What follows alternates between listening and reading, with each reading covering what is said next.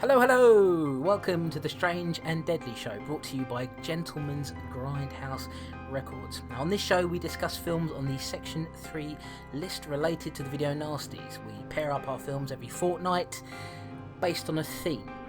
We've covered cannibals, slashers, vampires. We'll be covering a lot more in the months to come. You can find out more information about all of our podcasts over at gentlemansgrindhouserecords.com, and you can subscribe on iTunes and via any podcatcher you might be using. We'll give you that information again and also tell you how you can get your feedback and comments over to us at the end of the show. Now, I'm Chris Clayton, and I'm one of your hosts. I'm joined by another person. It wouldn't be the same without him. Who have I got over there? You got Tom Elliott. Chris, it's good to be back. It really is. It's been a long time, hasn't it? I think it's been just about a month since we released an episode. It was the Bloodlust and Martin episode, and here we are on the 10th episode now, which is remarkable. We've made it, I think. We've the first couple, we were unsure that we'd be able to even, deal with the onslaught of crap that was coming our way, but in actual fact, here we are. We're 10 episodes in, a bit of a delay, and we'll get into that in a minute. But how have you been, my old friend? I've been good. I've been very good, actually. I've been busy on the website. There's a few things. I won't go into it too much now. We'll talk about it at the end. But a few little projects that I've been working on in our absence, and I will give those a bit more of a mention at the end.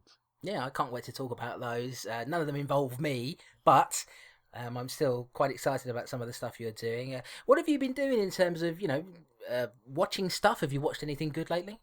It's not remotely horror related, but I watched Daredevil, man. Have you seen it? I've watched now this is the thing. I'm a big Daredevil fan. I'm a big. We don't get to talk about it very much on here, Tom. But I think you and I are both quite big, sort of comic book fans, and I love comic book movies. I'm a gigantically huge Batman fan. Definitely. And I love the. I will just say, since it's topical at the moment, not digging the new look at the Joker, the Jared Leto Joker at all. Have you seen that? I have. I'm going to reserve judgment. I know what you're saying. My instant kind of reaction to it is not really keen on it, but you got to give the guy a chance. They needed to do something a bit different than Heath Ledger, didn't they? And we'll see how it plays. Yeah, I think I'm quite excited about him because I think he's a great actor. I just think the look of it, I wanted it to be a little bit less wannabe gangster, but look, we'll give it a go. But anyway, back to Daredevil. I made a deal with my girlfriend, which I sort of kind of regret doing it in a certain way. I said, look, I don't want to burn through this show too quickly because I heard it was great. And I said, so here's what we'll do. We'll watch 2 episodes a week. And I've only watched one at the moment, the very first episode. I'm going to start again on it tonight and watch the first one, and then basically everything up until episode 4. Right. But from the first episode, I know I'm going to love the show. It just hooked me from the very beginning. So so we're both in on that, and maybe we can talk a little bit more about that on a future show, even though it's got nothing to do with what we cover here. But there's some violent stuff in that show. That's what I love about it. We won't go into it too much, but I'm going to go as far as to say, and I love the Marvel Universe stuff. It's my favourite of the new Marvel Universe movie and television stuff. I think it's great. Gets better as it goes along. Interesting, yeah. I mean, I would certainly say tonally it suits me better. Yeah. Guardians of the Galaxy I thought was really good, but it a lot of people kind of said that it was the best thing that Marvel had done so far, and I have to say that it tonally it's not quite what I look for in superhero stuff. I like my stuff to be a bit darker. Captain America the Winter Soldier, for example, was my favourite up until this, I think. Definitely, me too. So really good. Now I have to tell you, Tom, I the stuff I've been getting up to lately is I've been going Hellraiser crazy. Really? I got 2 box set type things. One of them has we should say, Tom, you're a huge aficionado of the Hellraiser franchise, right? Absolutely, man. Absolutely. More so than I am. I think we both have a huge amount of love for the first 2 movies and some respect for the third one as well, I think. Yeah. But you've always been quite a big fan of the sequels as well, and I hadn't really delved into them properly, but I got these 2 box sets. Only the first Hellraiser film is available on Blu-ray in the UK officially. Is that right?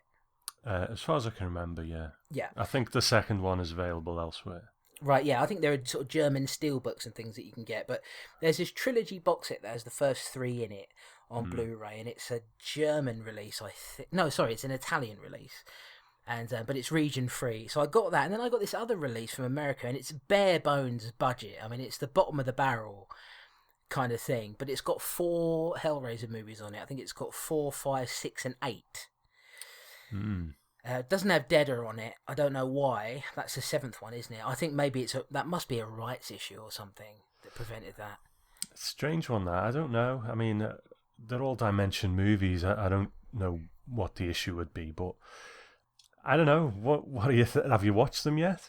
No, I haven't watched them yet, but I will do. You know, I'm very curious to see, because I'm sure I've seen a couple of them, but I can't remember seeing Bloodlines and I don't think I saw Hell World, which I think is the last official one, isn't it? No, well, Revelations is official. It's just terrible, and it's got someone else playing Pinhead. Not that those later sequels are great by any means. Anyway, you know, when I say I love the series, I love the concept of Hellraiser, and I love the mythology of it. Those first 2 movies, but I never do a Hellraiser marathon because by the end of it I just get too depressed that it went this way. Right, and see, that's what I plan to do. Is sort of start from the first one, which I've seen countless times, and then the second and the third, and then, but you know, for me, Doug Bradley is Pinhead, and it, you know, I really can never see anybody else playing that role, and so I never tend to count Revelations as being an official sequel. It was kind of made just to keep the rights, wasn't it? It was, yeah. I actually. Claim to fame, really shit claim to fame, but claim to fame, interviewed the guy who played Pinhead in Revelations. Right.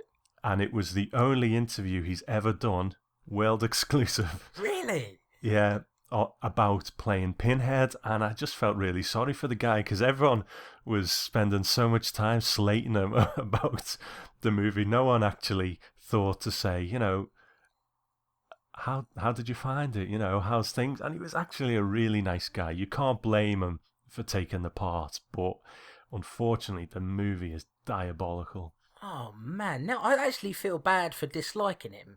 If he only gave one interview and it was to you. That's right. Oh, what a shame. But you know, I mean, it's he took it as a job, didn't he? Really, and I guess, but he probably never even anticipated what a huge fan base that series has, even though it sort of went to direct to DVD, direct to video quite quickly. It's got quite a rabid fan base, I think. That's it. You know, the devotion of the fans, it maintains this fan base that is a bit underground in a way because they're just sort of hanging on to what Hellraiser they can get.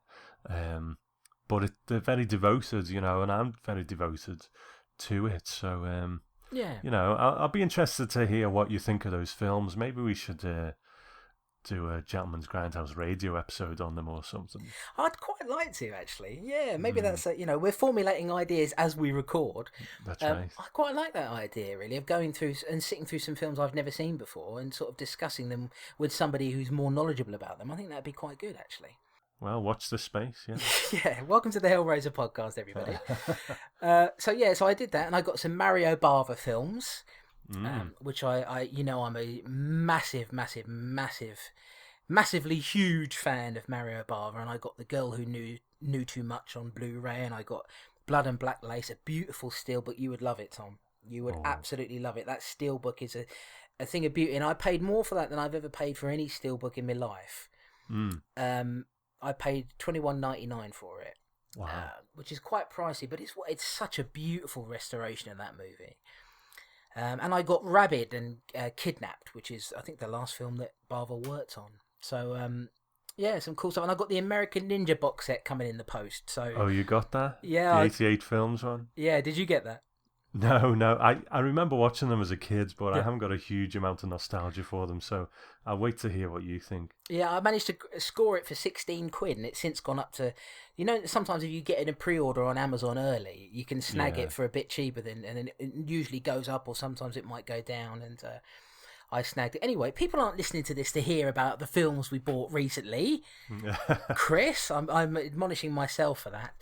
Yes, here we are on episode 10. Now, from where we left you last time, we were talking about vampires. We were talking about the films Bloodlust and Martin. And I think sort of, trying to remember, because it's been about a month ago, and we sort of didn't mind Bloodlust. We had some, so there was some interesting stuff in there, but we thought it was a bit too slow.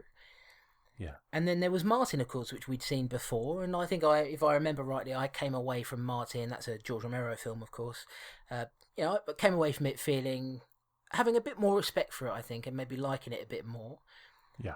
And you've always had I think you've got a bit of a difficult relationship with that film, haven't you? It's one of those films, when I'm in that mood, I'll sit and watch it and really enjoy it. But if I'm not in the mood, I just can't be bothered with it. Yeah, I can completely understand that. The pacing of it is glacial. Yeah. But I don't know, it's sort of interesting and experimental. So we did the vampires thing. This is what we do on this show, is we pair films up into a theme. So why don't you tell everybody, Tom, at home? I think they've been waiting for this for a while now. We've been keeping them on the edge of their seats. So we left off the last show talking about how we were going to have massive boners. Just sitting there talking about massive boners. Why, if we were to have boners, Tom, why would we have them? Well, if you're sitting at home and, you're soon to make love to a beautiful lady, or if you're a lady who's going to make love to a beautiful man, This might be the show to play them just before you do that, because we've got a couple of erotic films from that Section 3 video Nasties list. We'll just see how erotic they are, to be honest, when we talk about them, because I'm not quite that convinced. But, the Erotic Rites of Frankenstein and the New Adventures of Snow White seem to be a natural fit. And, yes, let's see whether we've got those massive boners by the end. Well, Tom, I've got a feeling that we probably won't have them, and that's not meant to be a spoiler. It's just that I'm in control of my sexuality, Tom. I know how to keep it. When I need a rager, I can get it going mentally. But if I need to hold back, I can hold back well. So there's some information about me you didn't know before. Now you know it, and I've shared that with you and everybody, and that's okay. I'm ready to do that. So that's going to be our theme for this episode. Before we go into talking about the movies, I would like to discuss something with yourself and with you all out there. As you know, we had a pretty long break. Tom released an infocast which kind of had some information in there. He was very respectful, and I really appreciate that you did that. Basically saying, look, Chris has to drop out of this for a little while because of Go and look on Chris's Twitter. You're now probably not going to see those messages on Twitter now, but just because it's been so much time has passed. But basically, I struggle with depression. Lots of people do. It can sometimes get pretty dark, and it hasn't happened for a while. I think the last time it happened was back in 2012, and it was really a very desperate, horrible situation, which is very often not caused by anything except what's going on internally, with self-confidence issues and performance anxiety and feeling that you're not worthy, and then sometimes suicidal feelings come into that, and it's a very difficult thing to deal with. I'm very fortunate that this time around I had support from a lot of people who care about me very much, and my girlfriend and parents and and friends and all these different people who were sort of coming in and saying, well, look, Chris, it's going to be okay, you're going to make it through. And it's depression is a very curious thing. I feel it's something that is not even particularly well understood in this country. It tends to be that you'll go and see a doctor and they will say to you, okay, they'll check things off on a list, and they can look at that list and say, well, look, depending on how you've answered this and this, you're probably depressed, which I don't really feel that depression necessarily adheres to a particular criteria, because there's so many different aspects to it. And very often they'll say, okay, well, look, you're depressed, here's some medication, take it, and you'll feel better. And the truth of the matter is that medication can suppress it to some degree, of course. It can make you feel better, it can release endorphins, but medication doesn't actually scoop out the root of it. And that's only something you can do for yourself. It's very difficult to be in a position where you feel that you're completely worthless to everybody. It is, and people on the outside of that, people who don't suffer from depression, people who are trying to talk you down from something that's might be particularly suicidal, for example, they tend not to understand what it's like to be in the mind of somebody who feels that they have no other choice but to do that thing, who feels that the world would be a better place without them.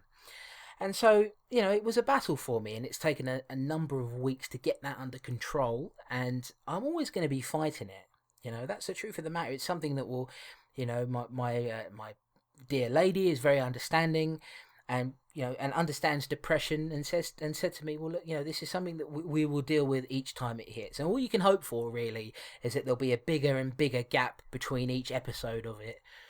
And so the one thing I didn't want for it to do was to interrupt what we were doing here, and for that I'm sorry to everybody. I didn't want to, especially when we came back from the little hiatus we had before that, and we did the Bloodlust and Martin episode, and we were like, "Yay, we're back." The truth of the matter is that we do have lives, and me not doing this show for a couple of weeks has absolutely nothing to do with the show itself. I love doing it, couldn't wait to come back and do it, so I'm happy to be here now. But I just wanted to explain, sort of in detail why we haven't been around for a while. Tom's been keeping himself busy in the meantime, has been very respectful and and in a way distant in the best possible way, in that he hasn't sort of come to me and said, well, look, Chris, can we do it now? Can we do it now? Can we do it now? Hasn't done that. And I really appreciate that. So, look, I'm back here now. The plan is that for as long as we can, we just want to hit one episode after another and get this done because we enjoy doing it, not because we have a quota to fill to any degree. But there may be times when we can't do a show for whatever reason, and I do hope that you guys out there are understanding about it. Loads of people sent me lovely messages, privately, publicly on Twitter. They sent me emails and everything. Really, really wonderful. Thank you very much to everybody who did that. And look, I'm here. I'm as present as I can be, and let's hope that I can stave it off for as long as possible, and let's hope I never have to deal with it again. But chances are I will. I do love doing this show, so it's awesome to come back. Those messages of people just show the warmth that our audience have, and that the good kind of feelings towards us. And it wasn't even directed at me, and even I was quite touched at how people responded to you, so it was a very nice thing. We're very lucky to have such cool listeners. Incredibly moving for me personally. I'm quite an emotional person. You might not believe it when you listen to this show, because I'm always sitting around making dirty jokes and things like that, but the truth of the matter is that when you're not on mic, things can be quite different, and you sit and you're alone, all of a sudden you have to live within your own thoughts, and that can be a great thing sometimes. Sometimes your imagination can have some really dark and disturbing stuff in it. So to be able to hear from other people that they've been there or that they understand is just wonderful. Thank you, guys. It's great to have fans, and let's hope that as we can continue, we can gain more and more of them, because I think I speak for us both, Tom, when I say that we really enjoy doing this, even with films that aren't very good. I think we still enjoy just getting together and discussing them, because it's what we used to do before we even started doing this show. That's right. So, shall we get back onto it?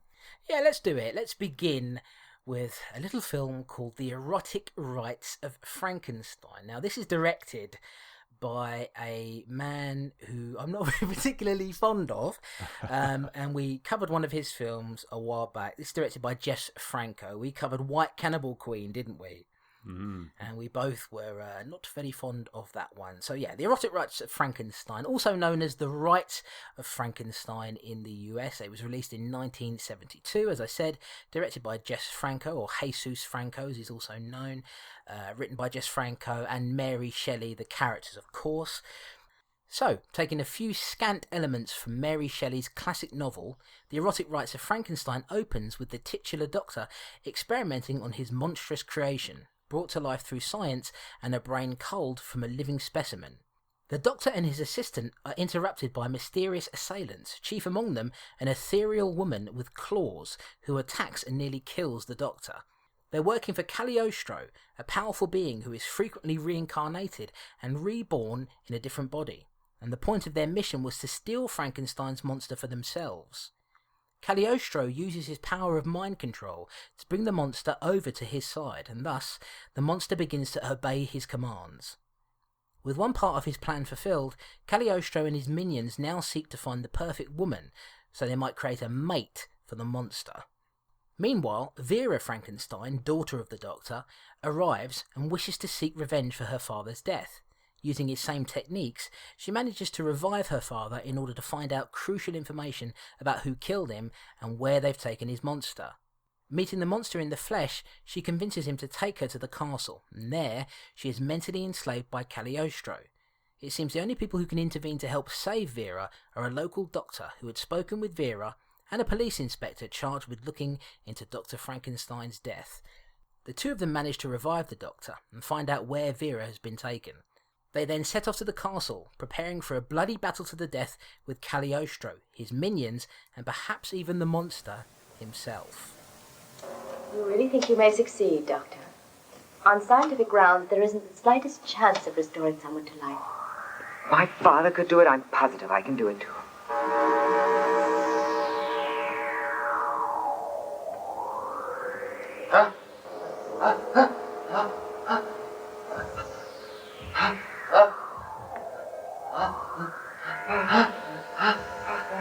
I'm proud of you.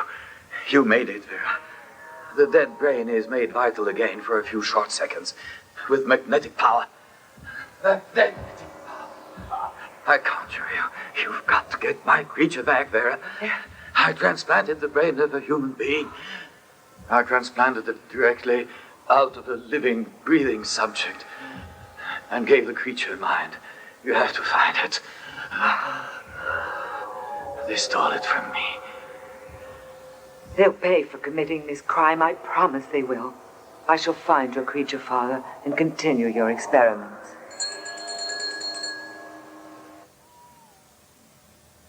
Okay, so Thomas Elliot, it's been a while since I've asked you this, but what did you think of this movie? What did I think of this movie? Okay, well, before we get to that, I'll just say I am a bit of a Frankenstein fan. Yeah. I enjoy the story in its many forms, you know, and there are many forms. There's tons of them, and I have various particular interests. If I had more hours in the day, I think I would probably be more of a Frankenstein file, you know, collect all those movies, collect all those different books and interpretations. And there's tons of them. I could sit and watch them one after another. It fascinates me, the different spins that people put on the Frankenstein story. It's such a pure classic story, I think, and I never get tired of it and its purity. So the big question is, does Jess Franco do it justice? Yeah, does he feel the same way as you? I think the answer's got to be no, hasn't it? I mean, to be honest, for the first maybe 20 minutes or something, I'm okay with the movie, you know. It hits the ground running, kind of. It has that... It looked better to me than White Cannibal Queen, you know. It looked like it was made with a bit more care. The sets are decent sometimes. There's costumes there. You can see maybe Franco had a bit more passion for his material here. And it had a certain Italian craziness about it, which we both like.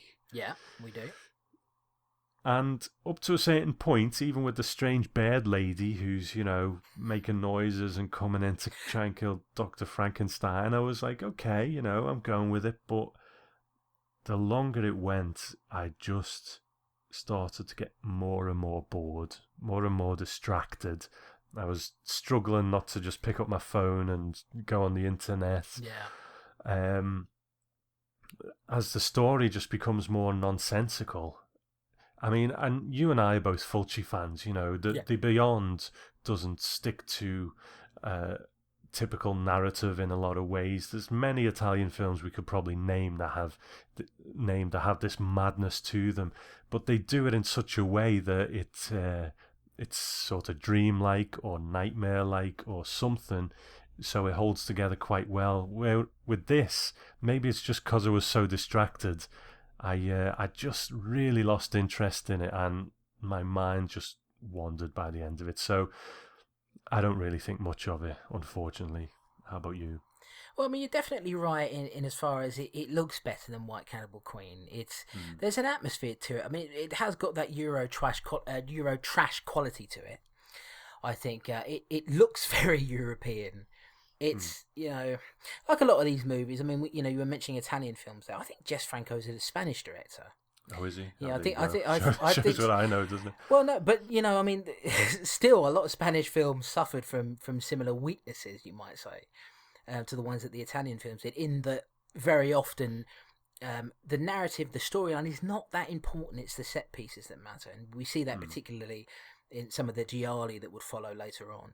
I mean, this was made in, 72, so you're still sort of fairly early on as far as that goes. I think Jess Franco, at this point, had probably made about 7 billion movies. I mean, a very, very prolific guy.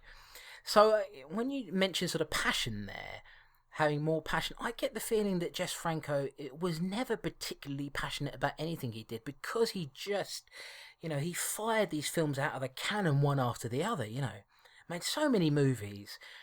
And yeah, it's a curious piece in that it takes elements from Mary Shelley's Frankenstein. Of course, I get the feeling Mary Shelley would be rolling in her grave if she saw some of the things that were in this.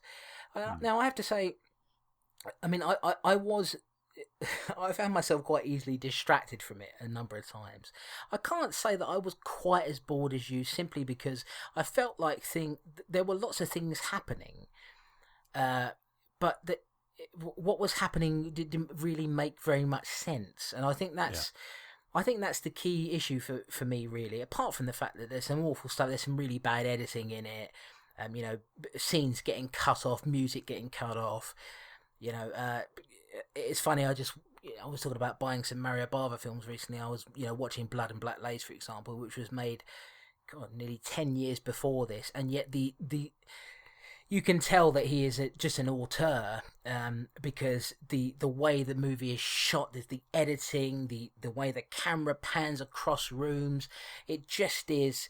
It's easy to tell when you're watching an artist at work and you're watching somebody who's cashing a check, and I feel like that's what Jess Franco does. Now, I mean, we have to talk about the fact that if you're looking for something that's faithful to the Frankenstein story, you're not going to get that here.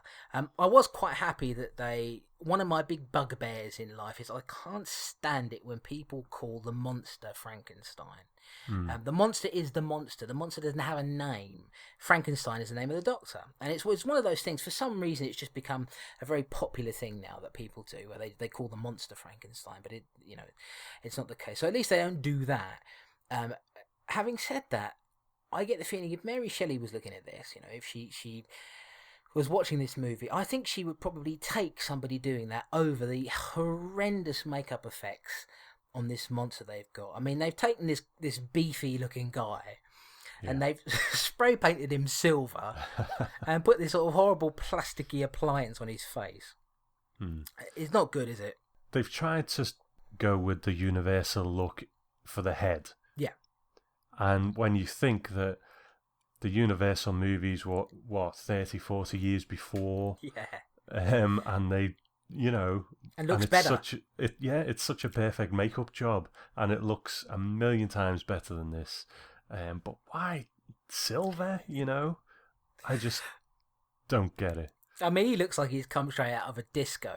I mean, it just is. It is horrible.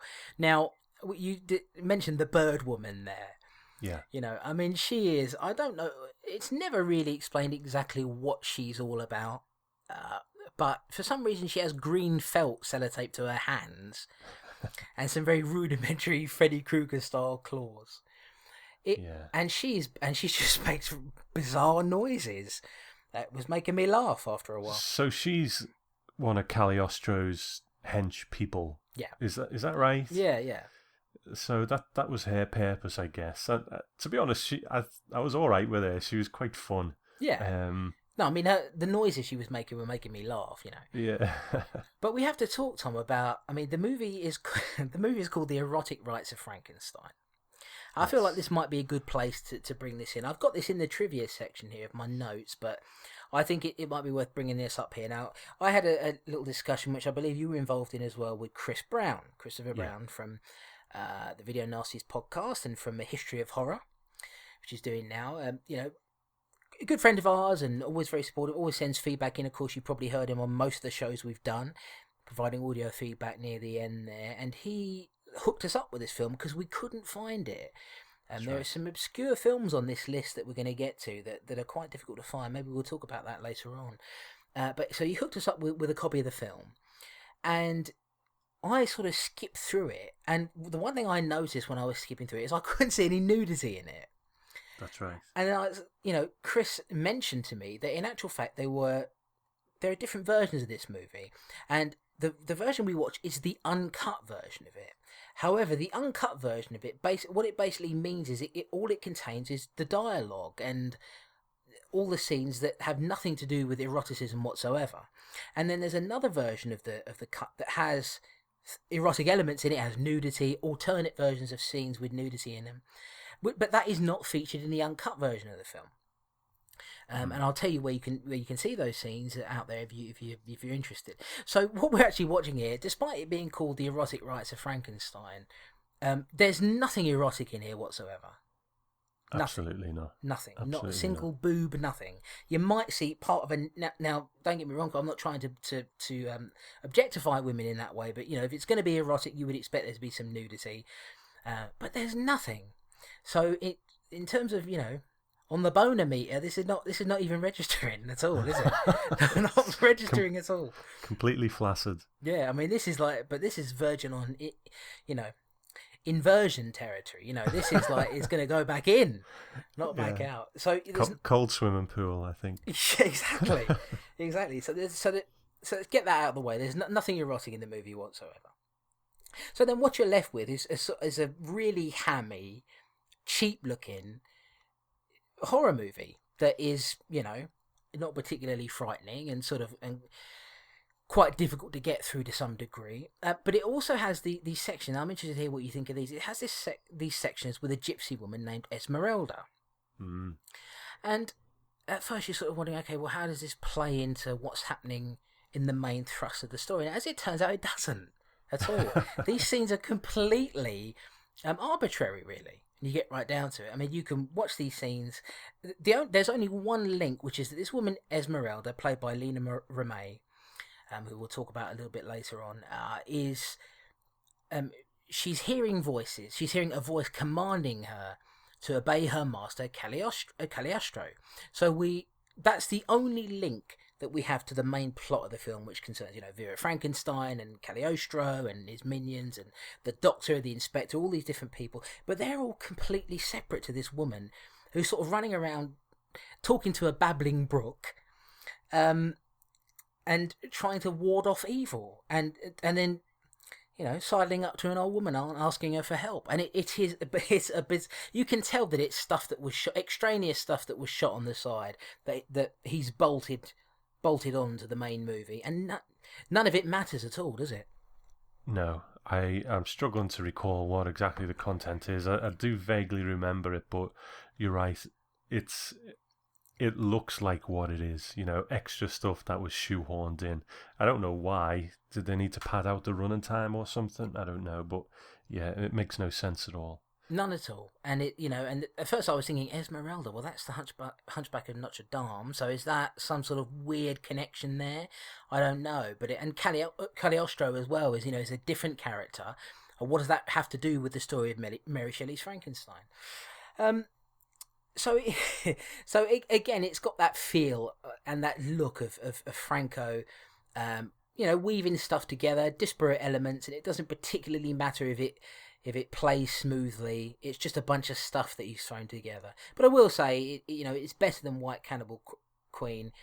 But, and I don't think I found it quite as boring as yourself. But having said that, I was distracted through some of it. So I don't know, maybe I'm learning that perhaps I did. It's tough to say, It's interesting as well that Franco did a version of Dracula, didn't he? And yes. That's the one with Christopher Lee in, isn't it? Yeah, what was it? Dracula in 1972, wasn't it? Or 74? No. It was separate from the Hammer films. That's one of the Hammer films, the 1974. I think it was called. Wasn't it called Dracula AD or something? 72 or something? No, I think that's one of the Hammer films. Is it? Okay, all right. Yeah. It's been a long time since I've seen it, so if I'm getting any details wrong, then. But it's interesting to note that Christopher Lee holds it above his Hammer efforts because it's the most faithful to the Dracula text, you know? Right. That's nice to know, but fuck knows what he was thinking with this one. Well, yeah, I don't know if I trust Christopher Lee, because Christopher Lee doesn't even like any of the Dracula stuff he's done, apart from that. So that, that is... I'm not sure, I don't mean to be disrespectful to the legend himself, but he's not exactly known for being hugely fond of his horror work, so I don't know. Look, I always sound like I'm personally offended by Jess Franco. I'm not. I think he's a hack director. And, and I just don't think there's any that you can get away from that. And having said that, I can't deny that he was incredibly prolific as a director, made so many different movies. So, in that respect, it's hard for me not to respect him in terms of the sheer output that he had. But I don't think he's a good filmmaker at all. I don't think even approaching a good filmmaker. I suppose his most famous film was probably Vampiros Lesbos, which I saw when I was a teenager. Unbelievably excited because, I'm going to be seeing some nudity, I'm going to be seeing some women, and it was dreadfully boring. And I remember thinking, I didn't know anything about Jess Franco at that point. I remember thinking, this is just dull, isn't it? He's just one of those directors, and this is, it's sort of, it looks like a piece of Euro trash, which is what it is. It's hammy as hell and cheesy and bad makeup effects. And I think ultimately, we always come back to this word, don't we? But I think entertaining is the word. I love a bad movie if it's entertaining. And again with this, it's just like, I don't know. And there's the guy who plays Cagliostro. Whenever he uses his mind control powers, he does this weird stare that freaked me out a little bit. I think those parts there, when he's staring like that, I think that is the actual look he had when Jess Franco asked him to do something. You'd be like, what? Yeah, it's maybe it sounds like I'm dancing around the point, but there's not that much to say about it. It is shall we move through the plot of it a little bit? And well, we can try, but I'll be honest. It's we're struggling, aren't we? Yeah, it's mercifully short anyway. I was bored with it, but it's a quite short movie as well. So it's about 85 minutes. So yeah, it's not too long, which I'm grateful for. But having said that, White Cannibal Queen was about the same, and that dragged, didn't it?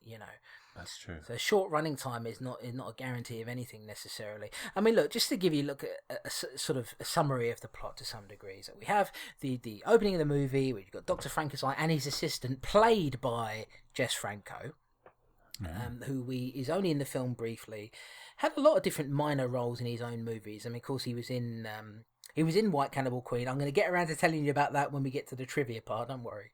But, and so these assailants come in, this weird bird woman comes in and bites Dr. Frankenstein's neck. There's another guy with her, and he ends up killing the assistant, again, played by Franco himself.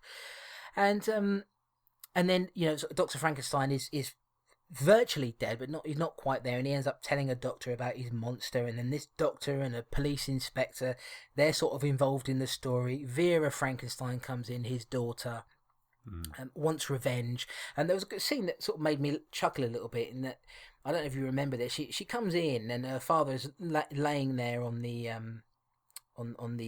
bed there, and she wants to revive him, because obviously he's passed away. She wants to revive him so she can learn how he died. And there's a part there where she says, she's got an assistant with her, and the assistant says, well, look, how are you going to do this? And, how your father knew how to do this, but obviously you don't know. And she said, well, I don't know, my father did it, so I'm going to try and see if I can learn how to do it. And she does it 5 seconds later. Like, I mean, it really is like she revives him. She just turns a dial, and all of a sudden he's alive again, There's a very, very quick learning process there. Anyway, manages to get her way over to the castle where Cagliostro is. They've stolen the Frankenstein's monster. She ends up getting controlled by Cagliostro anyway. It's a pretty rubbish attempt at revenge, to be honest with you, on her part. And then there's all this stuff happening with Esmeralda, this separate character that's all completely superfluous. Has nothing to do with the main plot whatsoever, apart from that she's somehow mentally linked to Cagliostro. Don't worry, it goes nowhere.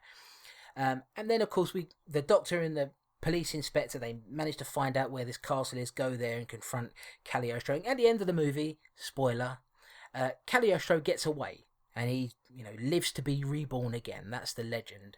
He sort of reborn in a different body. So that's it, isn't it? Really. Pretty much, yeah. There's nothing I can add to that. You can't stand this movie, can you? Like, you don't want to discuss this anymore, do you? I think what it is, I started out with some quite goodwill towards it, and I just feel betrayed. By the end, I just was like, God, what a waste of time. Yeah, I think that's what it comes down to. It's a waste of time, and also, to be fair, we were a little bit better prepared for it because Chris Brown had, very kindly explained what the differences are between this uncut version of the movie, which has no nudity, and then this other version, which is not uncut, so it has less dialogue, but has more nudity and sexploitation stuff in it. So there were nothing happening downstairs in the joy department. That much we can say. So look, it's the Erotic Rites of Frankenstein, guys. It's not very erotic. The US title for this was The Rites of Frankenstein, and that would have been a better title, really, for this particular cut of the movie. Just take the word erotic out of it, because it's not. There's nothing going on, is there? No, absolutely not. It's like you say, it scores very low on the bonus scale. So Snow White doesn't have much to catch up to. No, it really doesn't. It's I felt not one stir at all. Not a twitch. But, not a single twitch. No. And I apologise to the audience that it hasn't been a particularly in-depth review, but it just feels like there's nothing here. Oh, fuck it. So anyway, let's get to the trivia section and tell you some more about this movie. So look, I kind of said this anyway, but we watched the uncut version of the film. This cut actually features no nudity or erotic elements at all. Instead, it includes additional dialogue and the scenes with Esmeralda hearing voices commanding her to obey her master Cagliostro. There's another version of the film that features less dialogue but more nudity and alternative scenes. These scenes were included on the US DVD release of the film as an extra, as a special feature. Thank you to Chris Brown for kind of setting me off on finding out some more information about that. This film featured the debut of Lena Remey as an actress. She played Esmeralda. She would go on to form a romantic relationship with Franco, who was not a terribly attractive guy, I have to say. Now, the personality is what counts, but she was sort of a young, bit of a bombshell, really, and she married this, crazy-looking dude. But anyway, she later married him. She starred in a huge number of his productions. Her IMDb credits number 123 in all. She appeared in White Cannibal Queen, a film Tom and I covered on an old episode, and also featured in cult films like Barbed Wire Dolls, Oasis of the Zombies, and The Bare-Breasted Countess. She married Franco in 2008 after decades of companionship with him, and passed away sadly in 2012 from cancer, and Franco followed her in 2013. Now, I will say, I particularly like the man as a director, but I think that's quite sort of nice that he spent so many decades with this one woman and was quite dedicated to her, I would imagine, and she to him. So speaking of Franco, the man himself has a minor role in the very beginning of the film as Dr. Frankenstein's assistant. Now, Franco had something of a habit of appearing in his own productions, often starring in similarly minor roles. We remember him, Tom, from White Cannibal Queen, where he had some sparkling dialogue with the lead characters, the funniest of which Tom pointed this out to me, and I even after the show finished, I couldn't stop laughing. The funniest of which involves Al Cliver's character saying, "I'm told you know the Malawi region very well, better than the palm of your own hand." To which Franco responds, "No, leave the palm of my hands out of it." Yeah, well, the palms of my hands were out of this one. Yeah, absolutely. I wasn't even working up a sweat at all. So there you go. That's the Erotic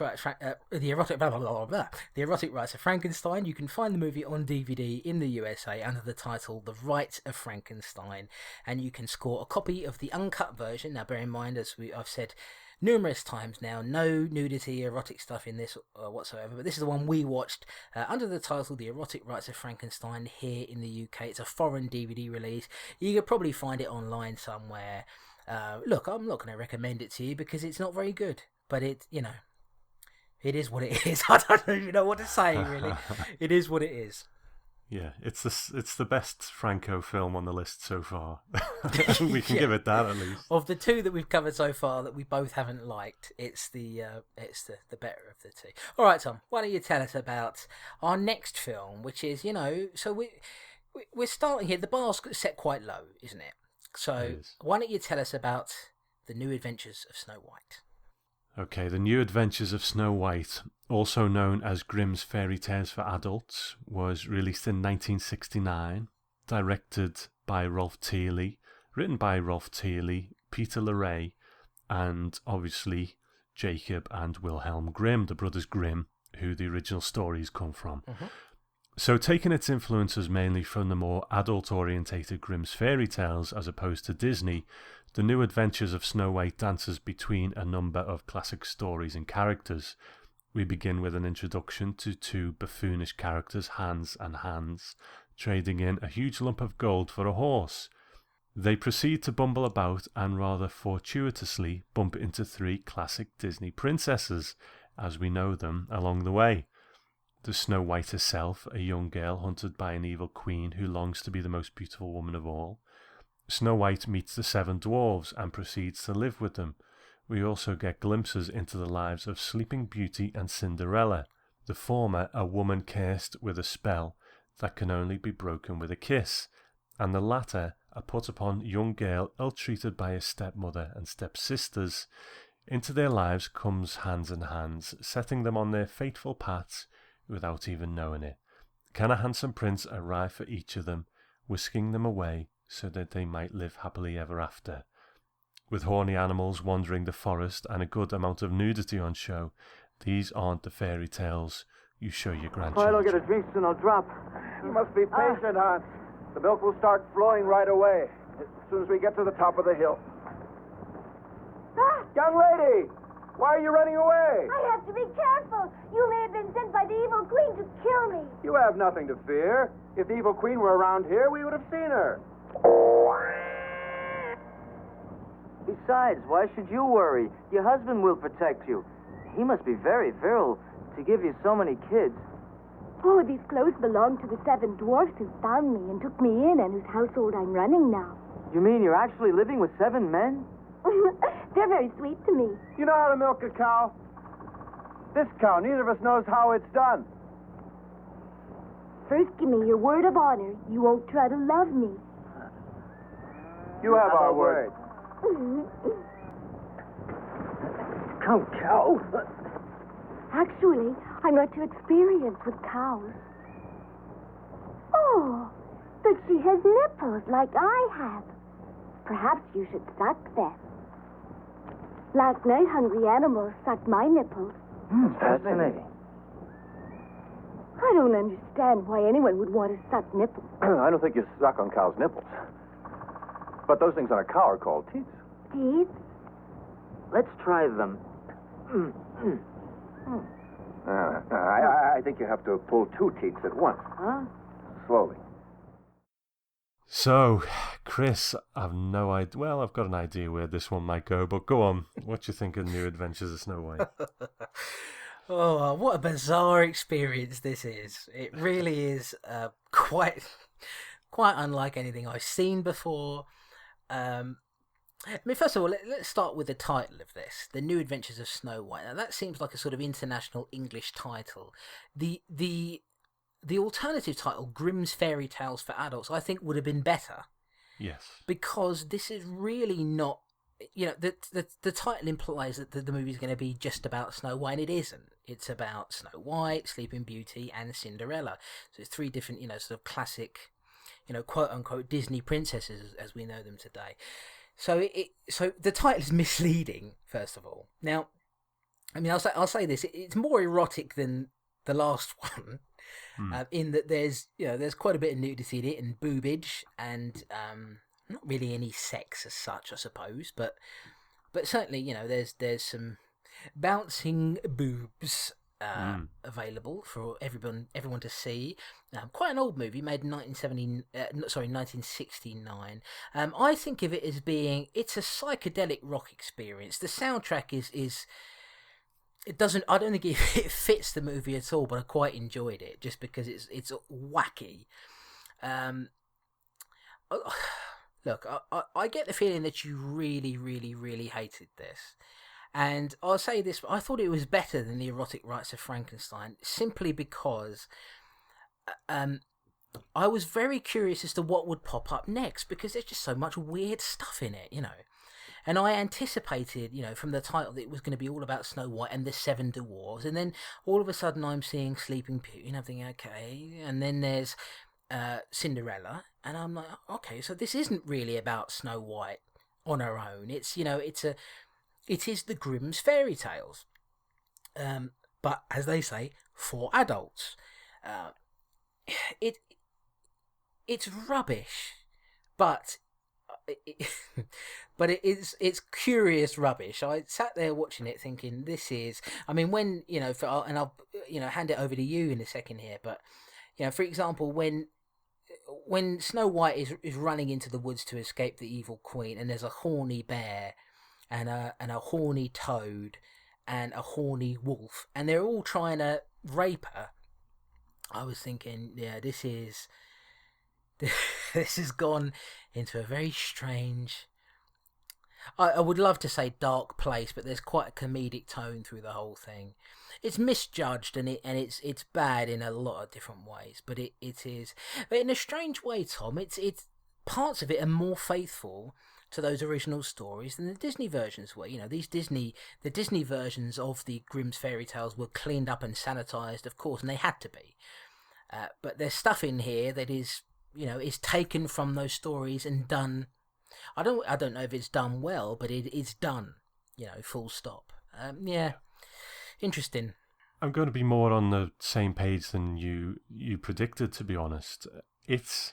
You're right, it's rubbish, but it is interesting because let's put it this way. Like we've said, the original Grimm's fairy tales are a lot darker, a lot more adult than the Disney adaptations. But the Disney versions have kind of became part of the consciousness of what people think about. So I think to push it in a certain direction is quite an interesting thing to do. And, a slightly erotic direction is just as valid as anything. You've got beautiful young women, you've got handsome princes, and so on. So it's an interesting direction to take it in some ways. If it happened now, it would probably be hardcore, which I think is sort of missing the point. Just to give it that nudge in the erotic direction, because the princesses themselves are quite innocent. Yeah. And again, let's not get into a big debate about the rights and wrongs of porn, but I believe that if someone wants to watch erotic material, be they man or woman, then absolutely fine. Absolutely. I maybe object to the content of some things, some of the grimmer stuff. I don't mean Grimm's fairy tale stuff. I mean there's some grim porn out there. Yeah. So I've been told.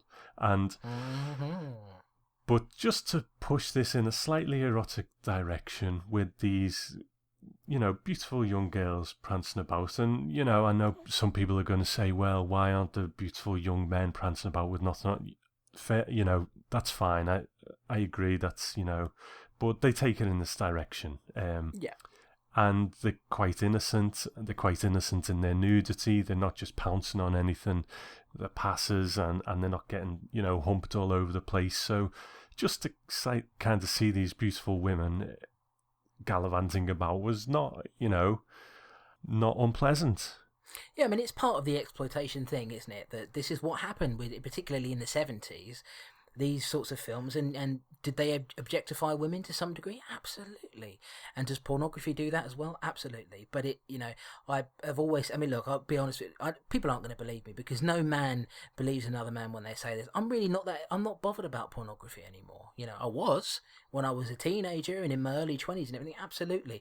Knuckle shuffle all over the place. Believe me, there's not a single part of this room I'm sitting in right now that wasn't covered in jizz. but it doesn't really inspire me, because it's not real. You know, that's the thing. The one thing you learn as you grow up is that pornography is not real. It's not real sex. Now, having said that, I don't think this is even anywhere close to pornography. It is, you know, some may say it's not even erotic as such. Because when I think of something erotic, I think of something that's kind of sexy. Yeah. And, you know, so the word erotic, you know, to me, it's just nudity. And there are some nude women in here.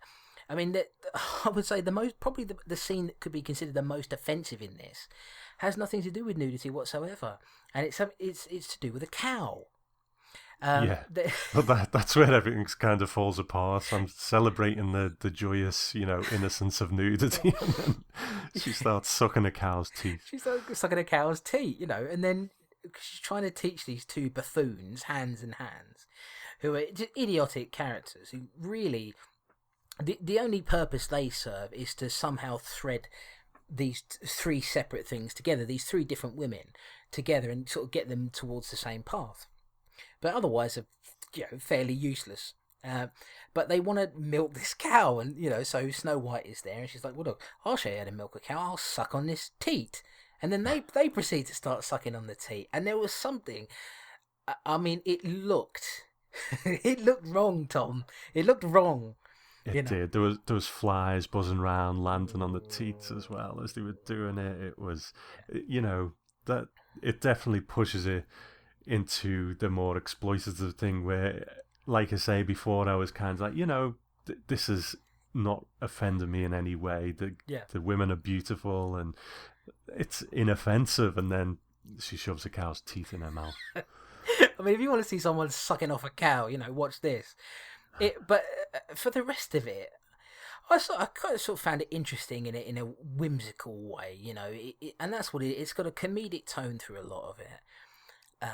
But it's bad, it's bad. It's a badly made movie, and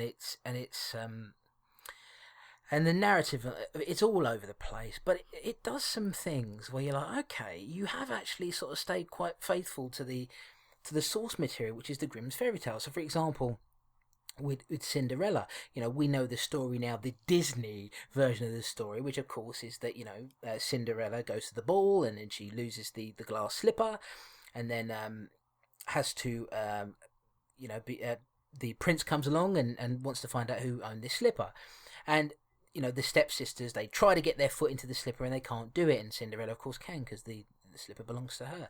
Well, in this movie, they do something that's actually very faithful to the original story, which is that the stepsisters cut off bits of their foot in order to be able to put their foot into the slipper in order to make it fit. And that is true to the story, to the original story. But of course, you're not going to have that in the Disney version. Are you mad? It's meant for kids. But so there are bits of it where I'm like, because I've read the Grimm's fairy tales and I sort of know, a bit about the darker versions of these stories, and so I thought, that's quite good actually. If you'd taken some of the sexploitation elements out of it, we never would have covered it because it wouldn't have fit into our particular, what we're looking for this show, and grouping it into an erotic theme. But I think if you're taking out some of the sillier elements of it and just made it a sort of fun adventure film with these three different characters, it might have been quite good. Might have been quite a faithful adaptation of the Grimm's fairy tales. Yeah, I mean, I don't know the original text that well, so that's quite interesting to hear. I would imagine if you were so inclined and you were able to watch this in your home in the 70s, I don't know how, and you wanted to roll yourself up a certain type of cigarette, it would probably be your film of choice. I think that's who this is catered for, to be honest. I mean, you would never see something like this made now, would you? No, not at all, because it's so messy, And yeah. There are bad movies that are made all the time, of course, but there's just something about it. It's got there's a special level of bad to it. And, we're not being too negative about it. I don't think I would watch it again. I don't know if there's enough in there that grabbed me, but yeah, I didn't walk away from it thinking, oh, well, this is, I hated this. I didn't hate it. I just sort of thought, what an interesting experience that was. I don't know if I'd want to have it again, but I sort of admire bits of it. It's a strange after effect. I can't really quite put my finger on what it is. It's not particularly erotic. the girls are undeniably beautiful, and I'm never gonna not want to see a beautiful looking girl naked like that. Yeah. So that is what it is. I think if someone wanted to tweak this and make an erotic version of the Grimm's fairy tales, it could be something quite good. And I'm not talking a hardcore version like would probably be made now. Something a bit sexier, because you have, handsome princes, wicked queens who would have their own type of sexuality to them, beautiful princesses who are more innocent in their ways, I think it could be quite an interesting thing to do if someone better got hold of it and wanted to do it. I think so too. I mean, I know it. I know it might seem strange, but something. Now, I'm not saying that I want it to be like this because I can't stand this. But 50 Shades of Grey, for example, I don't mean make the story like that. Because there's some stuff about 50 Shades of Grey that I think is unbelievable in terms as to why it appeals to women. When you've got this stalkerish guy, who if that wasn't a handsome looking guy, so I'm going to go off on a bit of a rant, but that in the 50 Shades of Grey story, Christian Grey, if that guy was a fat balding 60-year-old guy who was perving on a young girl like that, he would be seen as a pervert and he'd be arrested. But because it's a young, gorgeous guy, he's allowed to just be a stalker and perverse, and it's okay. Oh, it drives me mad. But what I mean is there's a sort of raw erotica and passion to that. Right. There's that idea behind that I think would work quite well in this. Just a sort of raw eroticism that they could put into a movie, but then combine it with being very faithful to the Grimm's fairy tales and sort of having good colours in there and shot well. I sort of think that this is quite, I mean, it's a German movie, isn't it? And of course, they're very, very fond of the Grimm's fairy tales there in their original form. So there's parts of it where I think, well, this is kind of cool, and then there's parts of it where you think, well, this is, the guy who made this was making a sexploitation movie, if you like, and probably didn't have that much passion for it. But then you look at some of the detail that's included in there, like I say, the stepsisters cutting bits of their own feet off, which seems ridiculous when you watch it, but that's in the original story. And so, I'm sort of down with you with the idea of this could be done better. But there are some seeds of some sort of decent stuff in there where you think, in actual fact, I don't mind the nudity that's in there, but if you cut that out and, spend it's not a very long movie. It's only 70 minutes. About 70 minutes, yeah. So it's quite a short thing. And, and I didn't find it particularly boring. And I think there's a sort of a germ of a good idea in there. I'm more thinking about keeping the sexual element in, but the young princesses are going to be more innocent, and their sort of exploration of their sexuality, the Dark Queen, will, be a bit more aggressive in hers kind of thing. And, I think these are interesting things to play with. Maybe not, keep the sucking of the cow teats out of it. Yeah, please. And, you've got yourself the seeds of something quite good here. And Hans and Hans as well.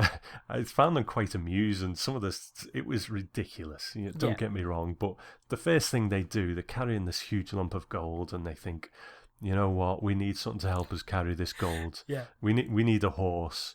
So they swap the gold for a horse. Yeah.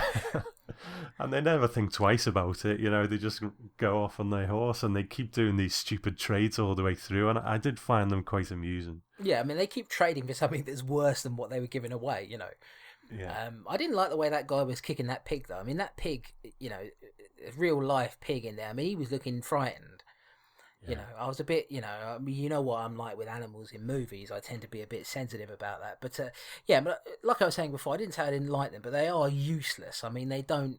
Having said that, they help to save Cinderella's life, don't they, in one part. There's one part of the movie that's sort of quite dark, where sort of Cinderella has been kidnapped by these 3 robbers, I guess they are, and they're cannibals as well, and they try to kill and cut up Cinderella and rape her as well.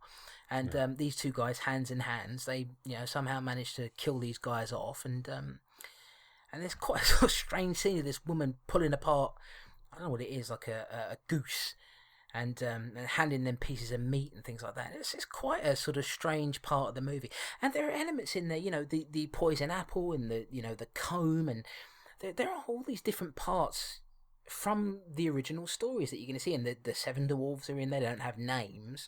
I believe it was the Disney version actually that gave them names. Oh, right, okay. Yeah, originally they didn't have names, and then there was a stage show in 1912 or somewhere around there where they were then given individual names, and then the Disney version named them. I can't actually remember what the Disney versions are, but it was Snoozy, Jizzy, whatever the names are. But I think the reason you want to see a sexier version of this is because you were teased so much by these two movies. You got a bloody ball bag the size of a bullfrog, and you want to let all that out, and you want to see a version of this so you can get your end away. I know you don't fool me, Thomas. Okay, guilty as charged. No, but yeah, it's no. The thing is, like I say, I think it was quite refreshing to see. Although it sort of tipped over the edge sometimes, it was quite refreshing to see something being a bit sexy without being too graphic and too.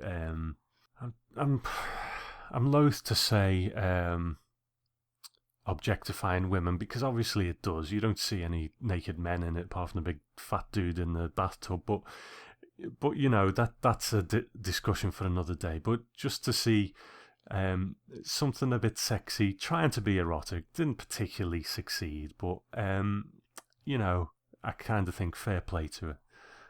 Yeah, I have to give them, a B for effort because it's not a very good movie. But I have to say, when I was skipping through, I mean, you bought this, didn't you, Tom? I had to. It's actually gone now. I put it on eBay as soon as I'd watched it. Yeah, I don't blame. We did the same thing with Bloodlust. We watched it, and it's one of these things where we're gonna have to invest in these films sometimes, but they're not. Unless it's a really good one, they're probably going to go back out there somewhere. So, yeah. But yeah, so, and sort of skipping through it, I just thought, this is going to be awful, isn't it? And I walked away from it. And yes, it is awful, but it is.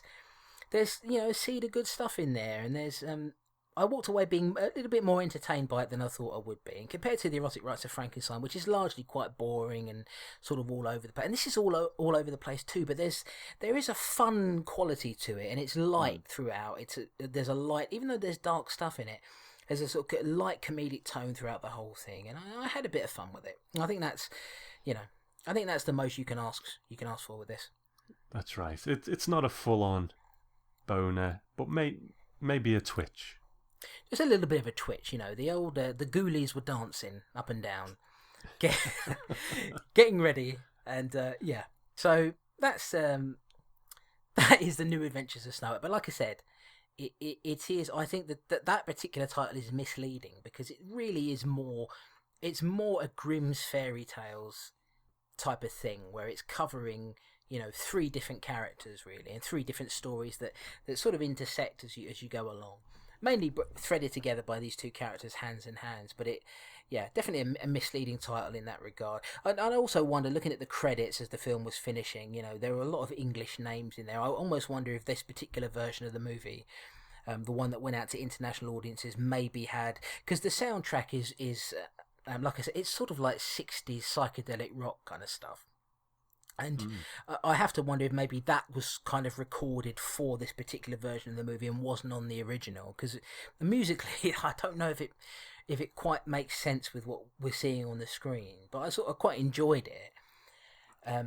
I saw a lot of English names on there. So who knows if the dubbing and everything else was accurate to what the original movie was like. But it's not a terrible thing. Whether you'll be able to find it or not, now that's another question here. We'll go into that in a minute, but let me get to some trivia here. So, director Rolf Thiele, or Thiele rather, has 42 directing credits to his name on IMDb. He seemed to work mostly on sexploitation films towards the end of his directing career, which finished in 1977. He passed away in 1994 at the age of 76. No information that I can find about what actually happened to him, why he stopped. in that particular year. But anyway, he did. Now, Austrian actress Eva Ruber Strayer, I think that's pronounced, or Stayer, who plays Cinderella here in a debut role, would go on to star in 3 movies in the James Bond series, those being 1977's The Spy Who Loved Me, 1981's For Your Eyes Only, and 1983's Octopussy, which are all Roger Moore movies, I believe. She played the character Rubelvich, who is secretary to General Gogol. So not a major character by any means, not even a Bond girl, but I think she played like the Moneypenny alternative to for General Gogol, I think. Right. But yeah, a very minor character. But anyway, hey, she had, a role in, some major movies. And we have Ingrid Van Bergen, who plays the evil queen here. She would go on to have the most prolific acting career of anyone involved in the production. She started appearing in films back in the 50s, and continues to make them even now, with her latest credit dated this very year. She spent some time in prison for manslaughter related to the death of her state agent husband in 1977, serving 5 out of a 7-year sentence before being released for good behaviour, and presumably was good ever since then, because she's still working even now. So the film is available on DVD in the US on Amazon. It's quite pricey. I sort of looked on Amazon.com, obviously the American version, and there was a DVD that was about 20 quid. It might even be the DVD you've got. I mean, what's the DVD you've got, Tom? What's that release all about?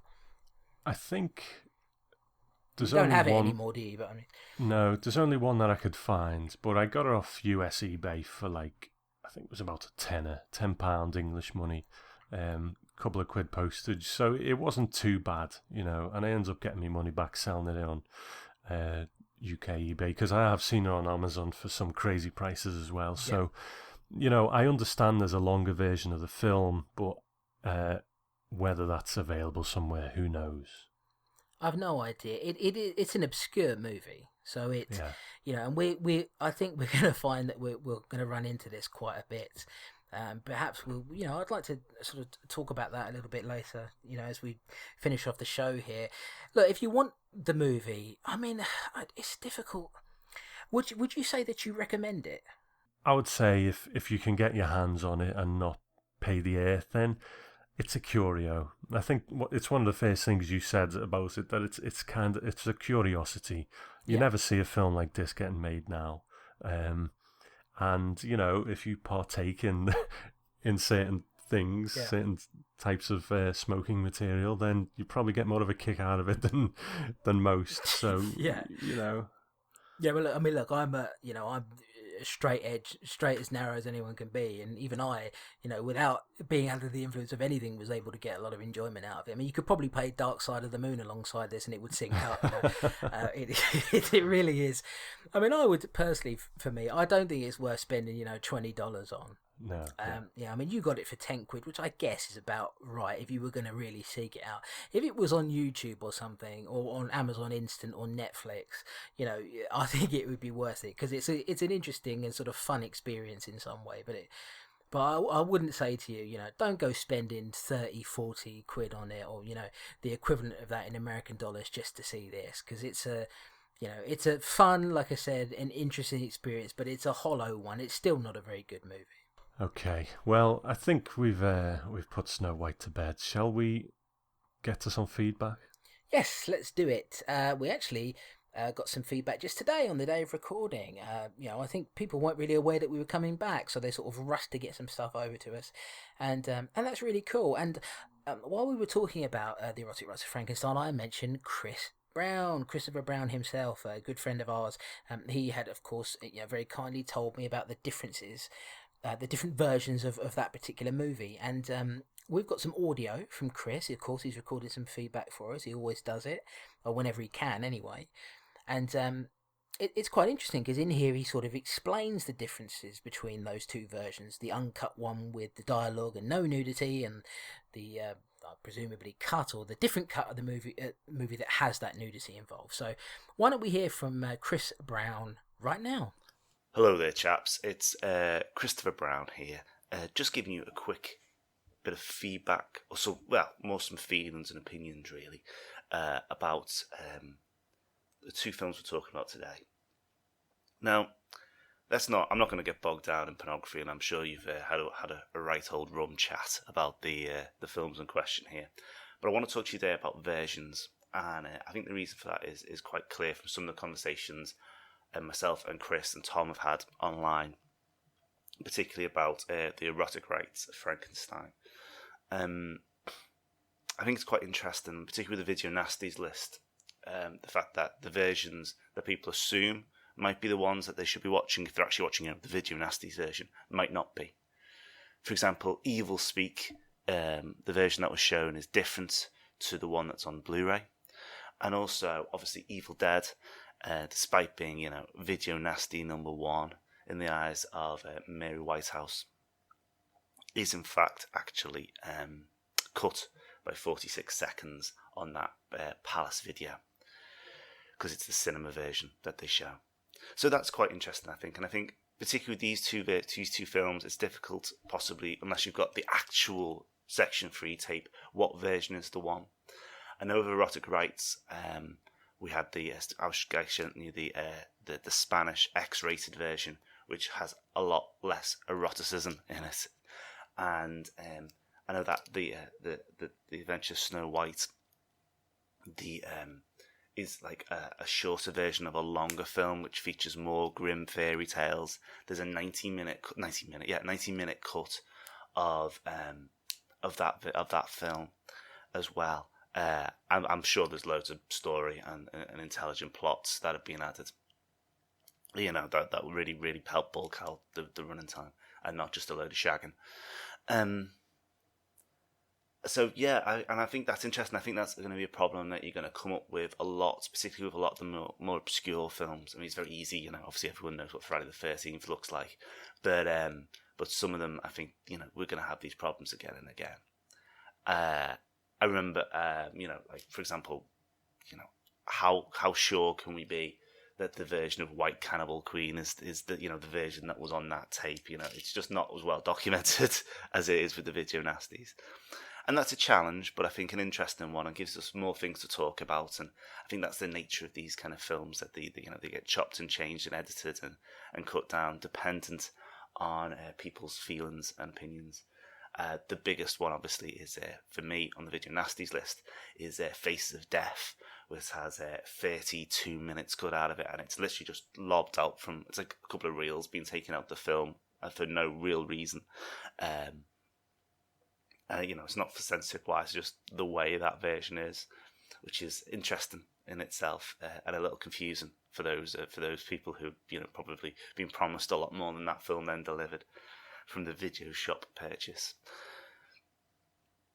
Anyway, it's glad to hear that you're recording again. I hope you're both well, and a little bit of pimping if that's okay. Once this goes out, I will have had my first film night at Liverpool Small Cinema, which is a community-based cinema that's just been physically built by the volunteers. So I had my overalls on, and I've been sawing wood over the last few months. And I've just shown when you hear this, I will have shown Freaks. And The Living Dead at the Manchester Morgue is the next screening, which is a Video Nasty, and is on May 27th. And if you go to Liverpool Small Cinema, you can meet me there. And we can talk about films, and I can show you one of my favourite zombie films. Anyway, take care, and I'll speak to you soon. Goodbye. Thank you, Chris. What I like about this feedback from Chris is he's talking about not so much the films themselves, but an issue that we're kind of facing here, aren't we, on the Strange and Deadly show, which is versions. I think in an ideal world, we would be watching the best version of each one, Absolutely. The most uncut, but the reality of it is it's not always available, and it's been a thing with film lovers for years. Pre-internet, it was something that people would go to fairs for and buy bootlegs, different cuts of films. Like Dawn of the Dead famously had different cuts that people would try and get their hands on. Yep. I think the landscape has changed a bit now, but it's you know, it's going to be a bit of a struggle for us in some ways going forward, but I like how he's kind of covered that topic for us. Yeah, I like that too, and yeah, you're absolutely right. I mean, I remember when I was a teenager, get off eBay finding the uncut version of Friday the 13th, and it was a Japanese release of it. And, you know, so ever since I was that age, really, maybe even 14, 15, 16, I always wanted to find the most complete version of a movie. Having said that not every uncut version of a movie is necessarily a good thing, or a longer version of the movie. You mentioned Dawn of the Dead there. I remember when I bought it was quite an expensive set at the time. It was a Dawn of the Dead box set from America, and it had 3 different cuts of the movie on it, and it was a beautiful box set. And it had, you know, of course, George Romero's original theatrical version. It had an international version which had more footage in it, and it had a Dario Argento cut of the movie, which had more of the Goblin score on it. And you know, as is befitting Dario Argento, he took quite a lot of story and chucked it and put more action in. You know, that's right. And I remember at the time thinking, and even Romero said it himself, the director's cut is the version that he put out. And in fact, the international version, although it's got extra scenes in it, I mean, I know it's got a scene with Joe Pilato in it, for example, but I feel like the international version is a bit slower and it drags a bit more than the original version. So it's, you know, maybe I'm going off on a tangent about this, I don't know, but Chris is right. It's going to be difficult for us, especially since some of the films we've got coming up, and this can kind of slot into what I was saying there about wanting to discuss this. I know some of you guys out there have maybe wanted to watch these 2 films that we covered on this show with us, but you just can't find them. And so whatever you can find, if you happen to find it, that's what you've got to watch. You know, the version of the Erotic Rites of Frankenstein we watched, that's the only version we could get. So we have to watch it, even if that might not be the superior cut. You know, the same with anything that we cover that's not something that's really well known. So, for example, Graduation Day, which was a film that we covered in our Slasher show a while back. You know, I would have hated if we'd seen a version of that was, you know, really cut up and had all the gore cut out, because I want to see everything that's there. So it's an interesting thing, and I think we are, you know, I think it's fair to say, and Tom and I, you know, we've had this discussion privately. Some of these films, we're going to struggle to get hold of them because they're obscure, you know, and if we can find anything, you know, and God knows, and we very much hope that we can find everything, but we may, you know, someday have to deal with a version of a movie that's just inferior because we couldn't find, you know, a good cut of it. Yeah, absolutely agree. One thing Chris mentioned there in his feedback as well is he has become very involved with a sort of community cinema in Liverpool in the city centre called A Small Cinema. And it is a small cinema, but he's going to be hosting a horror night every month, and by the time this comes out, his first one will have already happened. At the time of recording, it's still in the future. But I'm going to try and be there every month as well. I've got my ticket for the first one coming up, where he's screening the movie Freaks, and then after that, like he said, he's doing Manchester Morgue. So we must have listeners all over, but if anyone makes it to A Small Cinema, then let me know that you're there, because I'd love to meet some people who listen to the show.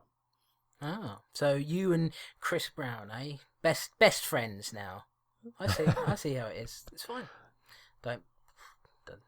Not bothered at all. So thanks, Chris, for stealing, you know, in my life. That's fine. Everything always gets taken away from me in life, but it's okay. I'll deal with it. Yeah, we're thinking of starting a podcast called The Weird and Dangerous Show. Are you really? Well, that would be weird, wouldn't it, with the two of you? Yeah, go on. What's next?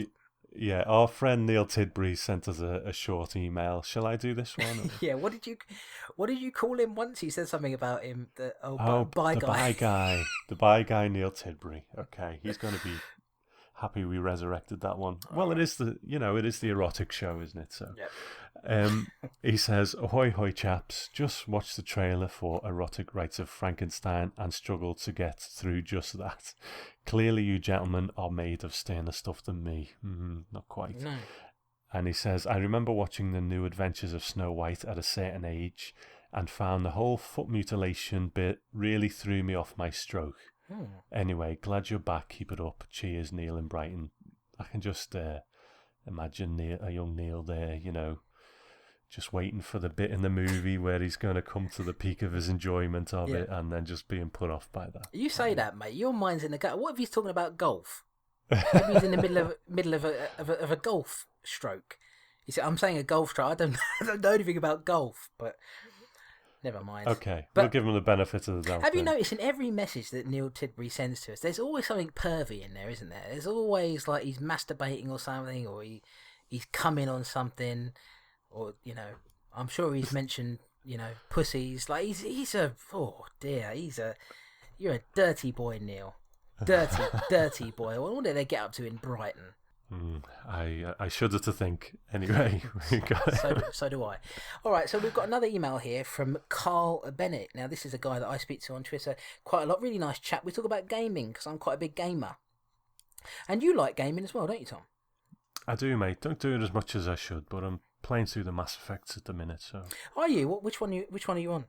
I'm on the second one. I've completed the first. I'm in the middle of the second. Oh, great! What do you think?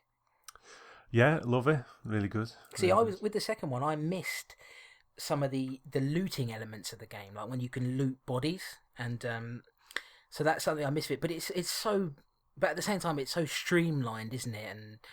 And action heavy, and great games. I didn't stutter there, by the way. I really did mean to say great games. So yeah, I have a good chat with Carl now and again. Let's read an email for him. He says, "Hey there, fellas. I've been meaning to send feedback in since episode 2, but I have an atrocious memory. I blame the drugs." Now, is he admitting to something there, Tom, that we can get him for? Possibly. Yeah, I'm always looking for an in to take people down. So if that's one way I can do it. And also, he has a terrible memory. It's a couple of times he said, "I'm going to send you an email today with feedback," and then you never hear from him until after we've recorded. Anyway, he says, "I haven't seen either of the two movies on this week's podcast, so I can't offer feedback on them. I will, however, like to comment on the show in general. It has been an absolute pleasure to listen to the Strange and Deadly show right from the day the first podcast was up for download. I have watched along with most films covered, even going as far as buying the Naked Fist Lethal Ladies Collection DVD to relive what I believe was my first erection as a child." Ooh, okay. I don't want to hear about a child's erection. You know. God damn. I now know how I'm so fucked up regarding watching that knife play love scene. He's talking about Firecracker there, isn't he? He is, Naked Fist, that's right. It's a great time to be a lover of cult cinema with so many movies that have been overlooked for so long being shown love from labels like Arrow Video, 88 Films and Shameless. The Video Nasties documentaries shed a lot of light on the scandal, but your podcast, along with Chris Brown's Video Nasty podcast, are the perfect accompaniment to all movies on the DPP list. There's not a Section 4 list or something, is there? I certainly hope so. I hope not. Just not as obscene as these ones. God, that'd be a tough one. Anyway, sorry. It would do, and maybe it's a... I don't know, if there ever was one, I get the feeling that it would be you and me again on that. I don't think anyone else would want to take them. Nobody wanted to take the Section 3 films, you know. I'd like to think the distribution companies will hook you up with review copies of releases that appear on the supplemental list, as I'm sure you sold many people on the 88 Films release of Graduation Day. It's a shame that you both may end up out of pocket while giving so much to this endeavour. Thank you, Chris and Tom, for putting so much time and effort into the podcast. You have given me, and I'm sure many others, hours of entertainment and insight into films that are great, and also so bad they are great. Thanks again, guys. Carl. That's Carl Bennett. The first time we've heard from him on this show, but I have spoken to him a bunch of times on Twitter. Good email. Absolutely, man. Absolutely. Some good stuff there. And, you know, thanks for the kind words. We don't like being out of pocket either, so if anyone wants to send us free stuff, go ahead. Yeah, we're not against free stuff. I mean, the thing is, the 88 Films release of Graduation Day, that was actually the first time I'd heard of 88 Films when that came out, and I've since they had a massive sale at Christmas, and I went nuts. I tweeted about it and everything, you know, but I went nuts and bought a bunch of stuff that would have cost me a fortune, but I managed to get it for sort of quite cheap. And look, we're not sponsored by anybody. Nobody's sending us anything. We're sort of acquiring these movies ourselves, and in some cases spending money on them. But review copies would be wonderful. I don't think we're going to get them at the moment, but maybe we'll try and see what we can do to do so, because some of those releases, well, actually most of those releases are not on this particular list, but maybe we might be able to cover them in another way. Perhaps Tom, you can talk about that when we're done with the feedback here, how there might be another avenue for that to happen. But I just want to say, I mean, he's so right, isn't he, with some of these. We are spoilt for choice now with some of these labels like Arrow Video, 88 Films, Shameless, like he said. Some of the stuff that they're putting out, I mean, Arrow Video just put out the, I mentioned it earlier in the show, I think, the Blood and Black Lace Steelbook, and getting to see, I mean, the restoration job they did on that was astonishing. It's a beautiful looking movie. And 88 Films have done some fantastic, the Toxic Avenger movies they put out. Just about to get that American Ninja box set, like I said before. So it's we're sport for it. It's a far cry from the days of Vipco when to their credit they put out some stuff that a lot of people wanted to see, but there was no quality control, was there? No.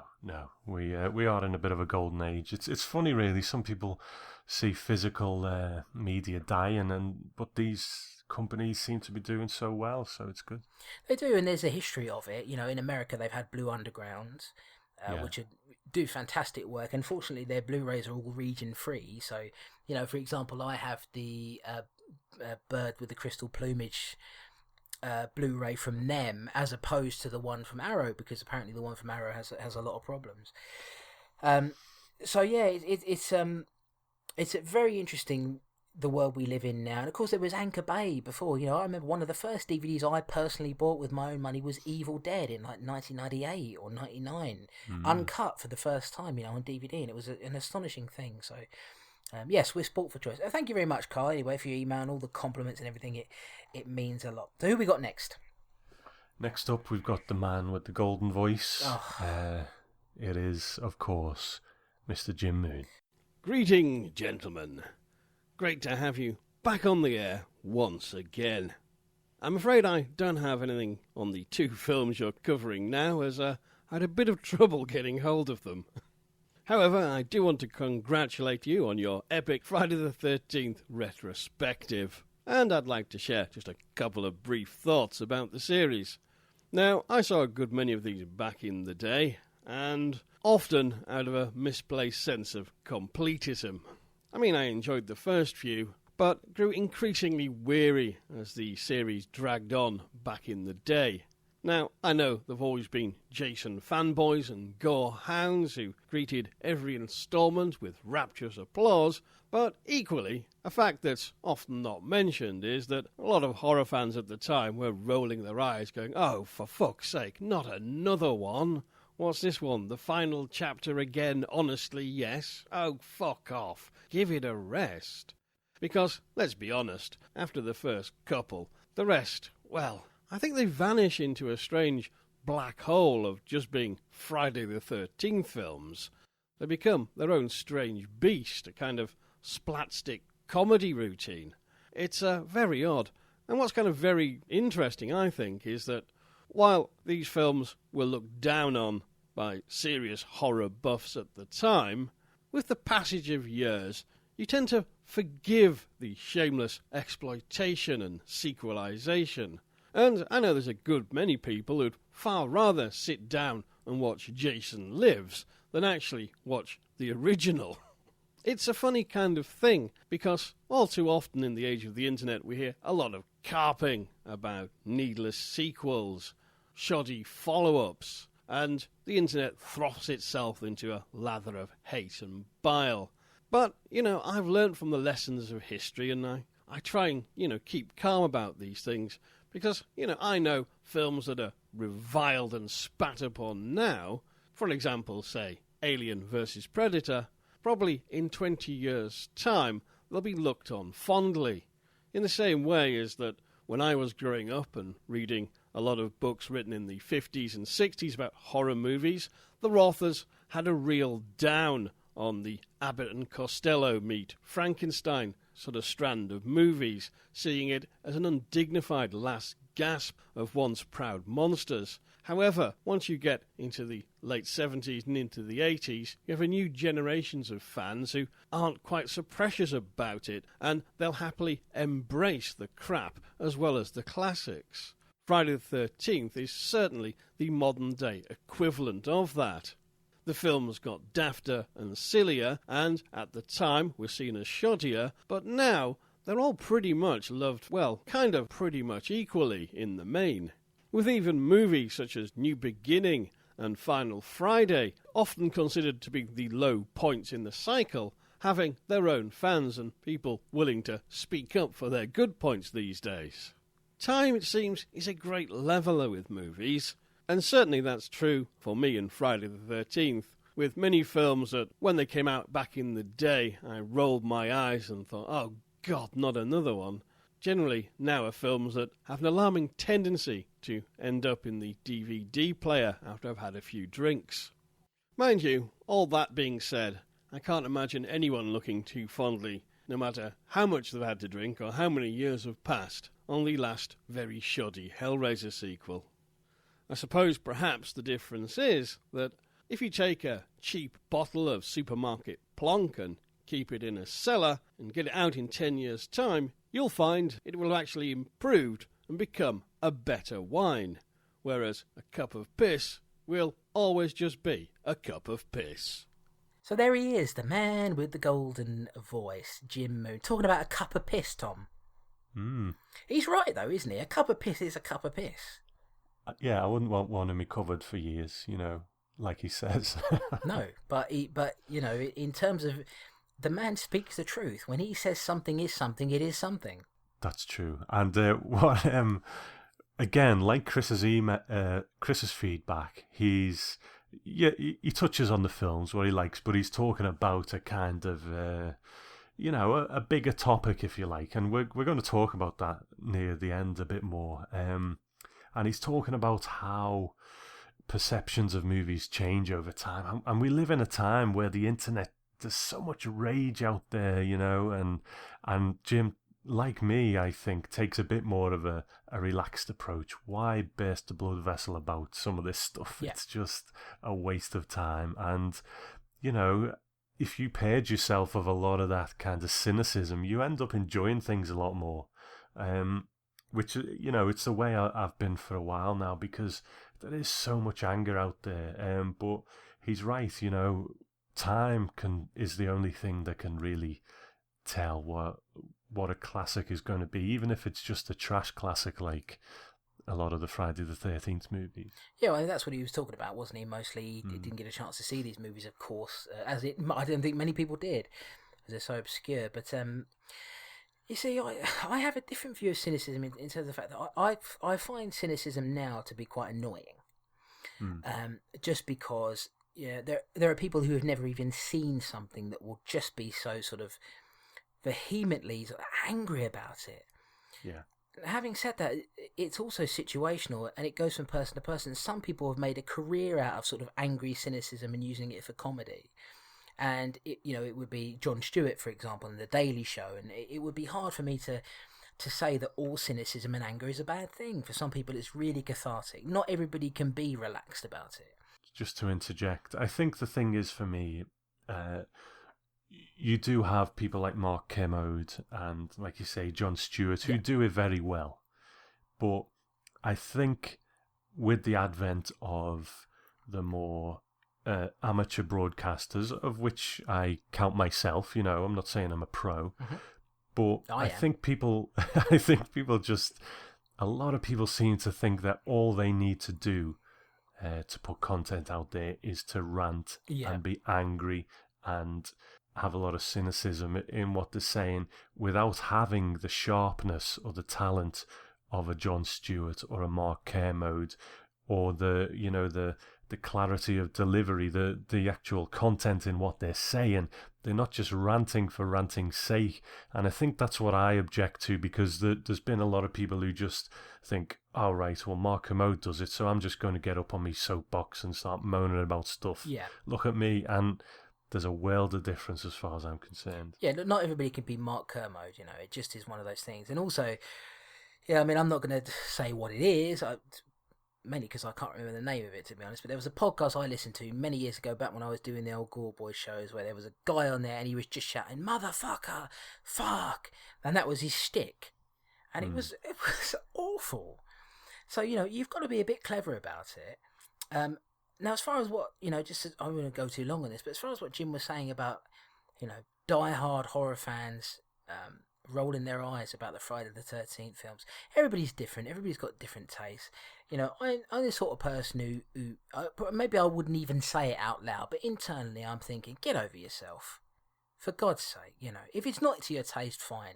But if you're sitting there looking down on me because I happen to like the Friday the 13th movies, get over yourself, please. That's all I ask. And it's not meant to be an unfriendly thing. If somebody doesn't like the Friday the 13th films and we have a discussion and they say, well, look, you happen to like them, I don't like them for these reasons, that's great because you've got a reason for it. But if you're sitting there going, oh, God, can't believe you like those, they're trash, fuck off. But anyway, I'm not saying Jim Moon is saying that. Of course, Jim Moon's No. Jim, as far as I'm concerned, Jim Moon is is the godfather of everything. As far as I'm concerned, Well, that's it. He's more in our camp. He's the kind of like, just sit back. If you enjoy it, you enjoy it. Who gives a fuck what anyone else thinks? And I think that's what Jim's saying. Sit back. Don't let received wisdom be the thing that drives what you enjoy.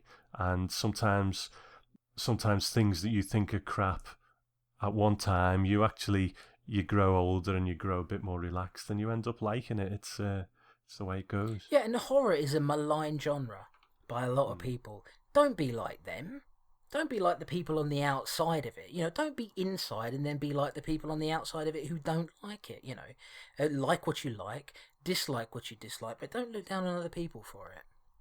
And that's my view of it. But lovely to hear from Jim Moon. And absolutely, he's the best. Yeah, and he makes us, well, it's debatable. Should hear some of my stuff, but he is, that voice, man. That voice is just, it makes me sound like a tit whenever I hear him. By putting him on this podcast, you've made me sound worse. So thanks for that, Tom. I will say as well, in his podcast Hypnagoria, he's just done a great 2-parter on the Woman in Black, in all its incarnations, the book, the radio show, the stage play, the films. It's a really great listen if you're into that kind of horror. Nice. Not too long ago, I subscribed to everything he does, so at some point I'm going to have a good marathon and go through a bunch of stuff. Yeah, really, really good podcast. So thanks a lot, Jim. I've got an email here from Seth McKevlin. I think this is our last thing, isn't it? So Seth McKevlin, writes in pretty frequently. Hey guys, in closing my last email to you, I said that I'd see you on 42nd Street since we were going to watch exploitation films, or sexploitation films rather. Well, I must have gone too far and ended up on 43rd because I did not see the sex films I was hoping to see. In truth, I think I got cut copies of these as they each clock in around 70 minutes. You really didn't, Seth. What a bummer. I hope you guys go in depth so I'll know just what I missed. Well, we sort of did that, didn't we? On Snow White, anyway, the Erotic Rites of Frankenstein was a little bit more difficult. And the New Adventures of Snow White was actually a decent attempt at a film. I even liked the generic psychedelic rock soundtrack. I think I was most surprised by the gore, for lack of a better term. I'm sure this had more to do with it being on the Section 3 list than the eroticism, or perhaps the mix of the two, which I think is very taboo in UK cinema. The stepsisters cutting bits of their feet off was very shocking and unexpected. According to IMDb, this is actually faithful to the original story, though. I sure don't remember that from childhood. The Erotic Rites of Frankenstein is just a poor attempt at filmmaking. I know you guys always make fun of Franco's films, and I know I've run across a few in my day, but none that I can remember were as inept as this. There were at least 2 films here just spliced together. I had no idea what the girl in the woods was doing and how she fit in. I had to read IMDb to understand that. The fact that her scenes were in German didn't make it any easier to figure out. I like most things Frankenstein, including Boris Karloff as the monster and Peter Cushing as the doctor, or in his case, Baron. I really hoped I could find something to like about this film, but the silver Frankenstein monster was the only thing I liked, and even then, that was pretty half-assed. Of course, I also like the synth sound effects of the machines, but you could probably guess that by now. I can't believe there's more Franco next time too. Maybe you guys should have spaced these out a little further apart. At least both of the films you're covering in the next episode are streaming on Netflix US, so I don't have to waste my money, just my time. Seth. Seth, listen here, buddy.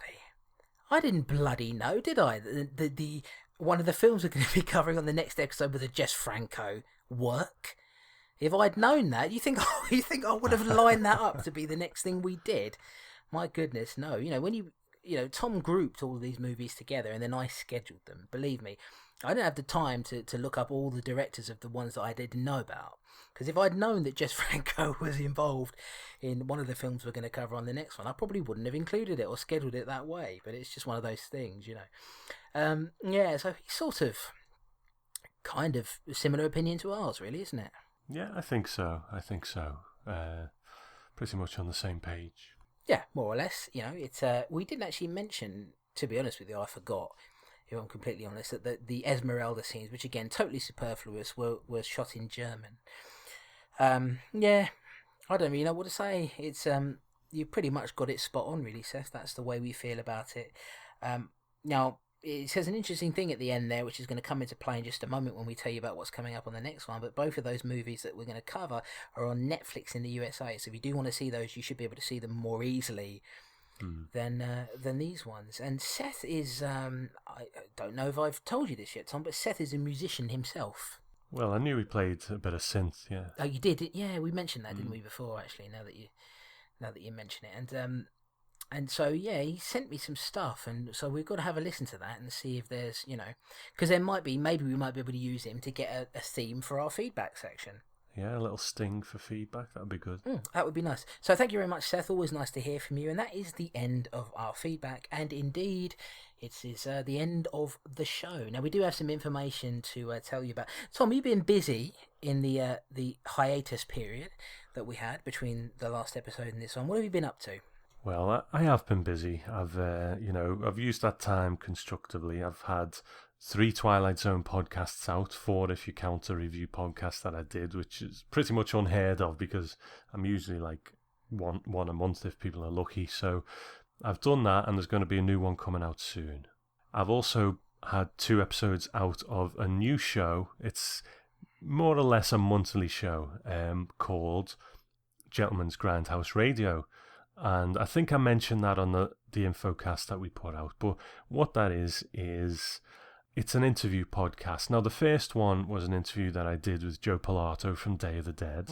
That's quite an old interview that people will have, people who are privy to my previous work will have already heard. But I put it out there anyway. Yeah, really good. Thank you. And in the second episode, it was an interview with Gary Smart, who's just finished a new Hellraiser documentary. And, like we said, I'm a huge Hellraiser fan, and Gary gave a really great interview about the making of that documentary. Is that Leviathan? That's right. Oh, yeah. right, I pre-ordered that the other month. Yeah. I'm looking forward to seeing that. I think it's out in the next few weeks. It's been a slightly delayed, but it is coming soon. Nice. And then episode 3, which I will maybe a little bit late for the end of the month, but not too late. That's going to be an interview with Tony Todd, the Candyman. So that's coming out as well. And we've got some ideas, me and you, for Gentleman's Grindhouse Radio that we might put into practice down the line. We're talking about a few things, aren't we? Yeah, I mean, it also may feed into what we were saying before about getting these releases, for example, from Arrow and 88 Films. If they don't fit on the Strange and Deadly show, perhaps Gentleman's Grindhouse Radio might be an avenue we can go down for those. Yeah, that's right. And the last thing I'm going to mention is I've been tentatively trying to put a YouTube channel together. Obviously, Chris and I are podcasters, but, we'd like to diversify. And one of the things I've been doing on the YouTube channel, which you can find a link to at the website, gentleman'sgrindhouserecords.com, is a sort of companion to the Twilight Zone podcast, where I do kind of like review unboxing videos of Twilight Zone related stuff, like merchandise and stuff like that. I do one where I play the Twilight Zone game on screen and stuff like that. So if you are a fan of the Twilight Zone podcast, and I know some of our listeners have found us that way, then check them out. Hopefully you'll enjoy them. Yeah, and if you want to, that's the show to watch. If you want to see a man's hands and some of his suit and no head, a disembodied voice in the night, then watch that show. And yeah, you'd even do a Let's Play on there. So, you know, I do. It's an interesting avenue for him to go down. I hope you don't leave us, Tom, and go into the video realm. Well, I'm hoping we can both go into the video realm at some point, you know, and see where it takes us. I don't know. It's still something I'm playing around with. I've been in audio for years in podcasts, and this is something new. So we'll see how it goes. Yeah, you can show your torso and your hands, and I'll show my legs and my bollocks. Can't wait. Yes, me neither, and I'm sure the listeners can't either. So that's what Tom's been up to. He's also been releasing episodes of Goreboy Radio, Golden Oldies, which I don't think anybody's listening to. I've not heard anything from anybody about it. You're very welcome. Look, I mean, these are old shows, so I'm not expecting you to provide feedback for those because they were recorded 5 or 6 years ago. But if anybody has heard them and has anything to say about them, you're always welcome to send me a tweet or whatever, or send an email to the Strange and Deadly Show, and we can I'll respond to you. But I don't I haven't seen any iTunes reviews or anything for it. Speaking of iTunes reviews, those are really helpful. Ratings and reviews are very helpful in getting a show, helping it to become more popular, to become more recognised. So, even if you don't fancy leaving a review, just giving us a star rating on there when you've got a bit of time would be really helpful, wouldn't it? It would. And, a couple of thanks to... we've got 3 in the US over the past month, so the US are kind of pulling ahead of the UK a bit. Right, I haven't seen them. Yeah. Amanda by Night, Haunt Cub, and Neophelis Nebulosa. Right, okay. Good name. Yeah. They've left us 3 5-star reviews, so thanks to them. And like I say, the more we get, the better it is for us. Of course, you can also go to gentleman'sgrindhouserecords.com. That's gentleman'sgrindhouserecords.com. As I mentioned at the beginning of the show, you can find out information there about all our different podcasts. There is, of course, Strange and Deadly Show, Goreboy Radio, Golden Oldies, my old show that I used to do many, many years ago. Sort of an archive of that. The Night Gallery podcast, Twilight Zone, all sorts of different stuff there. You can also find an index there. If you go to the top left corner, click on that. Up there, there's an index where you can see all of the films that, well, up to a certain point, the films we have planned coming up on the on future episodes of this show. So there's a lot of information there. And of course, you can find all our podcasts on iTunes, different podcatchers, whatever you use, Pocket Casts, Overcast, whatever kind of thing you use on whatever platform, you're going to find us somewhere. It's interesting talking about old podcasts because I've been releasing the old Gentleman's Grindhouse ones, and the one where we did Maniac came up recently. Oh, yeah. Yeah, and I don't listen to them, to be honest, but I listened to that one because it was sort of like the seeds of the Strange and Deadly Show being sown. Yeah. Oh, the quality is atrocious, and I'm not dissing the content sort of thing. I was just finding my feet with putting podcasts together, but there's different levels of audio quality, isn't there? And some people might think this is bad, but we try hard to make this really as best we can. But it was absolutely awful. My microphone must have been some piece of crap because it sounds terrible. I bet mine does as well, because I was using a headset at that time. For that particular show, I used a professional microphone for my own one. But at that time, I used a headset for that, so I probably sounded awful as well. But the thing better than me. But I think, personally, that we sound quite good. I think I've heard professional shows that have sponsors and everything, by professional comedians and people like that they have no idea what a good sound quality is, or even good editing. They just put something together. I'm quite, Tom knows this about me. I'm a perfectionist, and if it doesn't sound good, I tend to be a bit wary of it. And you're never going to get it spot on. But I think, it's very listenable, and it's not noisy, and we're fairly level throughout the whole thing. And considering we trade off the edit, because some people might not know that Tom does one episode, I do the other in terms of editing, and it keeps the workload fairly even. And I think we sound quite good, really. But I haven't listened to that Maniac show for a while. It was a fun thing to do. I have to say. It was a good one, and like I say, you can sort of see the seeds of Strange and Deadly there, but thankfully I think we've come a long way in some regards. I think so too, and here we are again. Hopefully we can keep up consistency now, and just keep banging these shows out. Now, of course, we have another episode to come, Tom, in a fortnight. Why don't you tell the people there listening at home, at work, on the bus, on the train, having sex, whatever they do? I hope somebody is having sex while listening to us. I hope so, I too. want to know that somebody is listening to this voice. Well, it's not going to be my voice, so it's going to be you. Like everybody always says, when they want something sexy, they go to Tom. When they want to hear a shrieking harridan, they come to me, don't they? I've never heard it said, but I'll take your word for it. Yeah, but you believe it. That's the difference. Tell everybody about the next episode. Well, this time round, I think this is a first for us. I'm starting to lose track, but it is, yeah. Yeah, it's a zombie theme. We've got 2 zombie movies, and what have we got, Tom? Have we got maybe George Romero? Perhaps one of the big ones. What have we got? Jess Franco. Oh. Right. Well, one of them is at least. One of them is. That's right. We've got Jess Franco and Gene Rowland, Tom. What a double act! 2 hard, heavy hitters of the horror world. So yes, it's what are those films, Tom? Well, they sound quite pleasant anyway. Oasis of the Zombies and Zombie Lake. Quite nice, isn't it? It sounds like almost like a holiday destination, but with that's right, flesh-eating ghouls there. So yeah, Oasis of the Zombies, also known as the Treasure of the Living Dead, also known as Oasis of the Living Dead, also known as Shit, probably. Directed by Jess Franco. So we're back to the Jess Franco once again. And then there's Zombie Lake, of course, directed by Gene Rowland. So it's our first zombie-themed episode. It's going to be interesting, isn't it? Oh, I don't know. Is the quality level going to be raised? Well, you'll have to find out, won't you? In 2 weeks' time, when we return to you with another episode of The Strange and Deadly Show. Episode 11, that will be. But for now, we hope you've had a good time. I know I have had one. I can't speak anymore. But I've had good fun coming back to this. Good fun talking with your good self, Tom. You too. Once again, and we'll see you again in 2 weeks, folks. So long. Bye for now.